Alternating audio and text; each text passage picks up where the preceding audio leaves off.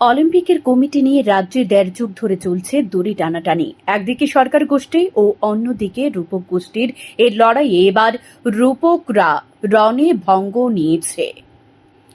সরকার গোষ্ঠীর নবনির্বাচিত অলিম্পিক সংস্থা বছর কয়েক ধরে র্যালি করছে।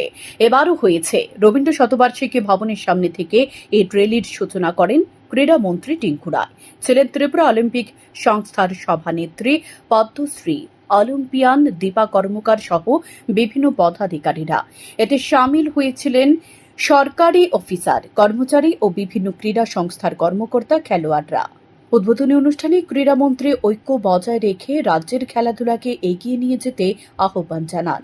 ইন্টারন্যাশনাল অলিম্পিক ডে তাকে উদযাপন উপলক্ষে আমাদের খেলোয়াড়রা যারা রয়েছে এবং অলিম্পিক অ্যাসোসিয়েশনের যারা রয়েছেন সকলে মিলে আর শোভাযাত্রায় বেরিয়েছি আমরা। এবং এটা আমি বলবো যে আমাদের রাজ্যের খেলোয়াড় যারা রয়েছে তাদের মধ্যে একটা ভ্রাতৃত্ববোধ, তাদের মধ্যে একটা সুসম্পর্ক জাগিয়ে তোলা।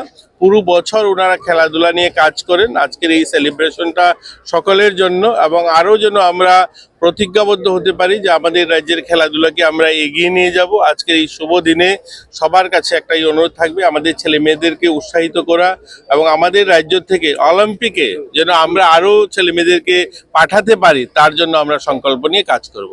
এই র্যালিতে মুখ্যমন্ত্রী ডাক্তার মানিক সাহা ও বনমন্ত্রী অনিমেষ দেববর্মার অংশ নেওয়ার কথা থাকলেও দুজনেই গড় হাজির ছিলেন। ফলে উদ্যোক্তাদের মধ্যে কিছুটা হলেও হতাশার সৃষ্টি হয়েছে।